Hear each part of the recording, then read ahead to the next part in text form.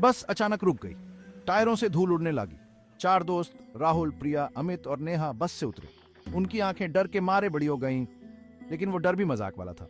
उनका स्वागत करने के लिए तैयार था होटल भूटिया। बस इतना सा है, लगता है ब्रिटिश जमाने से कोई आया ही नहीं यहाँ। अरे डर मत डरपोक, यही तो मजेदार है। सोचो कितनी भूतों वाली कहानियाँ सुनाएंगे। अमित, जो हमेशा प्रैक्टिकल रहता था, उसने अपना फोन चेक किया। सिग्नल नहीं है ऑब्वियसली। अब हम दुनिया से कट चुके हैं। नेहा कांपते हुए अपनी जैकेट और कस के पहन ली। उम्मीद करती हूँ यहाँ के भूतों को अच्छी कंपनी पसंद आए। लॉबी में सारा माहौल अजीब सा शांत था। रिसेप्शन डेस्क पर एक परछाई जैसी आकृति दिख रही थी। जैसे ही वो लोग करीब आए, वो आकृति खांसने लगी, एकदम सूखी, कर्कश आवाज में।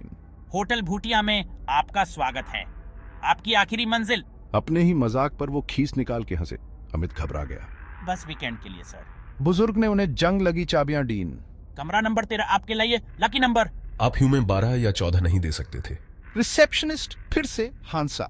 गलियारे से एक तेज हंसी गंजी, जिससे उनकी रीढ़ की हड्डी में सिहरन दौड़ गई। अपने कमरे में वापस आकर सभी दोस्त घबराते हुए अपना सामान खोलने लगे।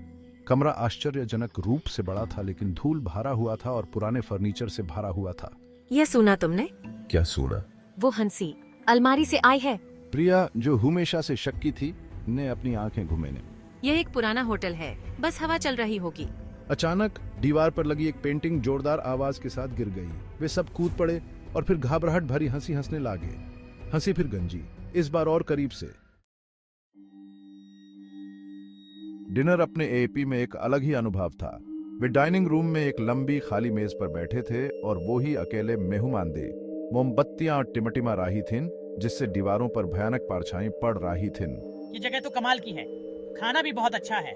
तभी उसका कांटा उसकी प्लेट से खुद ही उठ गया और खाना सीधे प्रिया की गोद में गिरा दिया। राहुल अपनी हंसी रोक नहीं पाया।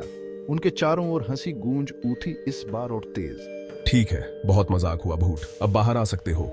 कमरे में एक सफेद चादर तैरती हुई आए, उसके पीछे 2 अलग अलग जूते। सभी दोस्त अविश्वास से देखते रह गए। भूत, जो कि बहुत ही मनोरंजक निकला, ने खुद को भूतनाथ के रूप में पेश किया और उन्हें एक टैलेंट शो के लिए चुनौती दी आई। अगर तुम मुझे इम्प्रेस कर पाए तो मैं तुम्हारी एक विश पूरी करूंगा। प्रिया, जो कि बॉन्ड परफॉर्मर थी, ने मौके पर चौका मार दिया। उसने एक बॉलीवुड नंबर पर डांस किया। उसकी एनर्जी से पूरा पुराना लॉबी भर गया। भूतनाथ ने तालियां बजाईं। उसके जूते जोर जोर से आवाज कर रहे थे। अमित भी पीछे नहीं हटा। उसने स्टैंड अप कॉमेडी की, होटल की खासियतों पर मजाक किया। भूतनाथ जोर से हंसे।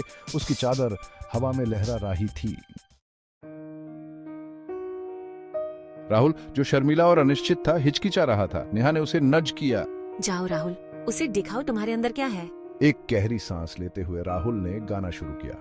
उसकी आवाज, जो आश्चर्यजनक रूप से मधुर थी, ने पुराने होटल के सन्नाटे को भर दिया। उसने दोस्ती और हंसी के बारे में एक दिल को छू लेने वाला गाना गाया। उसकी निगाहें भूतनाथ पर टिकी हुई थीं। हंसी बंद हो गई थी।